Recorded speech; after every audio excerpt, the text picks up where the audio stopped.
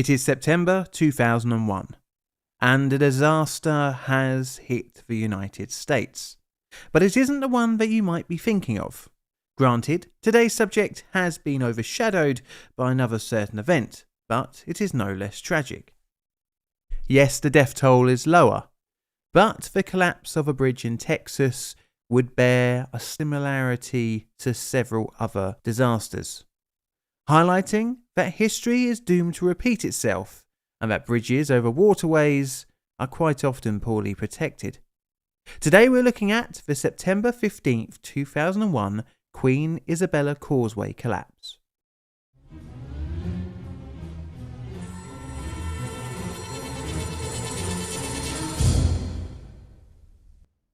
Background. Our story starts all the way back in 1974 with the opening of the Queen Isabella Causeway, the bridge that was built to connect Port Isabel to South Padre Island. The island is a nature reserve and is largely a tourist attraction, but it does have a small population. By the time the bridge was built, around 300 people called the small strip of barrier land with Laguna Madre to the rear and the Gulf of Mexico in the front home. The island had only been occupied since roughly 1964, and the new bridge was actually a replacement for an earlier crossing, rather confusingly also called the Queen Isabella Causeway. The original crossing involved a wooden causeway and a swing bridge. This allowed the mainland to connect the South Padre Island and Long Island, not that one. It had been opened in July 1954, and by August of the same year, 73,000 vehicles had paid the toll to cross to the island. Anywho, the new bridge was built about half a mile north of the old one, with a long curve designed to help the structure withstand hurricanes. State Highway 100 was extended to the new bridge location through the business district of Port Isabel, and in the process, several buildings were demolished. The 4-lane causeway was billed as the longest bridge in Texas, well, at least at the time. It spanned over 15,000 feet across the bay, boasted a width of 68 feet and a top of deck height of 78 feet above mean high tide at the centre of the main span. It was constructed of 147 80-foot pre-stressed concrete spans with a steel cantilever main beam in the centre span. Under this main span runs a shipping channel. Now the area is a bit of a shipping junction of sorts, and as such vessels in the area take a rather strange route near the causeway. Shipping can come to the causeway from two directions, from the north and from the south. But when looking at a map, the southern approach isn't exactly the way you might think. You see, shipping is directed along a section of channel locally known as the Y. This is an upside down Y shape, which is at the southern tip of Long Island, not that one. The channel is roughly 12 feet deep. Say you're coming in from the Gulf of Mexico. You must travel west until you get to Long Island, and again, not that one. From there you can go two ways, straight ahead, continuing west along the ship channel towards Brownsville. If you want to go towards the intercoastal waterway to the north, then you turn north at the Y and navigate the channel behind Long Island, not that one. This section of waterway is called the S-curve, for kind of obvious reasons when you see it on a map. At the end of the S-curve, vessels are now in line with navigating under the Queen Isabella Causeway. To help with guidance, buoys are provided. It's the same way you would go if you were coming from Brownsville towards the intercoastal waterway. Although guided towards the correct approach to pass under the biggest span of the causeway, several elisions have occurred since 1974, but nothing too catastrophic. The bridge was inspected regularly and was being strengthened by applying a metallic coating to some of the supporting bent, a trial on the bridge which had started in 1996. When talking about 1996, we have to mention a plane crash. On the 13th of August 1996, at roughly 6:20 in the evening, a Cessna TR-182 crashed into the causeway. The plane had been successfully flown under the bridge and was going in for another go, However, the small aircraft collided with one of the concrete supports and plunged into the water, killing both pilot and pilot-rated passenger. It later turned out that the pilot in command was intoxicated, which isn't very surprising. Although pretty dramatic, plane crashes were not the biggest danger to the bridge. It was, and always would be, from shipping. And that would be the case on the 15th of September 2001. The disaster. It is the 14th of September 2001, and the still-hold towing vessel named MV Brownwater No. 5, built in 1978 and owned by Brownwater Marine Services of Rockport, Texas, is in the port of Brownsville. The day is filled with refueling, minor repairs and marshalling its barges for a trip in the evening.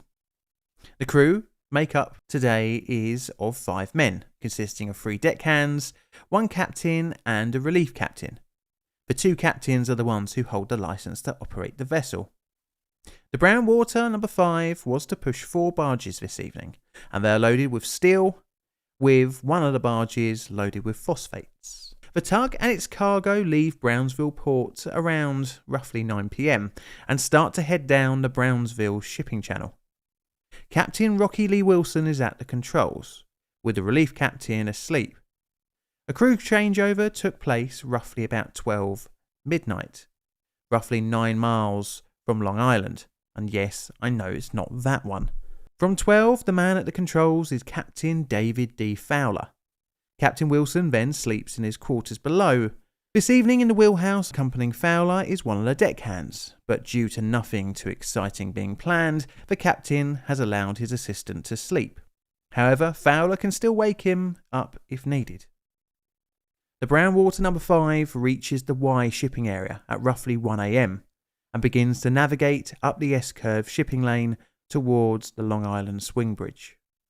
Logs would indicate that the vessel reached the swing at 1:45 in the morning on the 15th of September. Passing through the swing bridge is around 15 minutes before getting to the Queen Isabella Causeway. As the Brownwater 5 left the protection of the island, the current started pushing the heavy barges in a northwesterly direction. Captain Fowler was not aware of the current and hadn't prepared for it. As such, the head of the tow was pushed northwest away from the channel. The vessel was also being affected by another current pushing northeast from the S channel behind it. The vessel was being pushed in 2 different directions, essentially turning the MV Brownwater off course. It then bumped its hull on the shallows next to the channel. Captain Fowler was no longer in control and was being pushed westwards towards the causeway. The barges and the MV Brownwater 5 collided with the Queen Isabella Causeway support columns, travelling at roughly 0.2 of a mile an hour. The impact zone was roughly 375 feet west of the channel. The sheer weight of the vessel battered the bridge. 3 80-foot sections of the bridge disappeared into the water.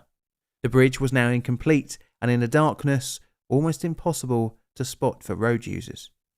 9 vehicles were plunged into the dark waters of the Laguna Madre. 11 people were in the cars, of which 8 would not survive. The victims were Robert Harris, Hector Martinez, Harpoon Barry Welch, Chelsea Welch, Julio Mireles, Robin Leavell, Stefan Rivas, and Gaspar Hinosa. After the collision, Captain Fowler frantically tried to warn road users of the collapsed bridge with the vessel's 1,000-watt spotlight, but sadly it had little effect. The first rescuers on the scene were local fishermen who tried to pull survivors from the wreckage of concrete and mangled vehicles in the water. Initially it was thought it was a terrorist attack, bearing in mind that this was just a few days after the Twin Towers. But no, it was just a good old tragic series of events. The bridge not only represented the only method of transport off South Padre Island, but also the small community's only supply of water and power. Residents would be isolated for over 2 months, having to rely on a hastily set up ferry service. The repair works would require the replacement of 3 spans, as well as an additional 2 more sections, which although had not collapsed, had become severely damaged. A $12 million fibre optic driver warning system was installed as part of the refurbishment. The bridge would see traffic again on the 21st November 2001, and 2 years after the collapse, the causeway would be renamed to Queen Isabella Memorial Bridge in memory of its victims. But although a local tragedy, the root cause of the accident still had to be ascertained. The US Coast Guard would head up the investigation to how the MV Brownwater 5, and more specifically the person at the controls, got it so wrong. The investigation. The S-bend section of the channel was known to be a tricky section of water to navigate, and as such it was essential to be properly prepared. The US Coast Guard interviewed several mariners who navigated the channel quite regularly, and the results were not great for Fowler. Expert witnesses stated that the current could be predicted before exiting the S-curve by observing the current in the channel itself. The other captain aboard, Rocky Wilson, stated that when he navigated near the causeway, he called the Long Island swing bridge operator for a current report, as well as observed the way the water was flowing around the buoys in the area. Another captain was called as a witness, who had navigated the channel just a few hours ahead of the MV Brownwater, and he stated that he contacted other vessels in the area for their opinion on the currents. All of these things Fowler failed to do. The approach to the bridge was deemed adequate in the way it was properly marked. The tug itself was deemed safe, and the weather wasn't too treacherous. The cause was nothing but that of the person at the controls. Although Captain Fowler would dispute this, when a few years after the disaster, he would actually try and sue the tugboat owners. The US Coast Guard report was so damning that it even recommended criminal charges be brought against Fowler. A dive into Fowler's past was also something to be concerned about. Coast Guard records showed the accident to be Fowler's second bridge strike and third grounding in 13 months. The disaster shows, along with the Sunshine Bridge collapse and the I-40 bridge disaster, that just a momentary lapse of judgment can result in so much death and destruction. This is a Plain Difficult production.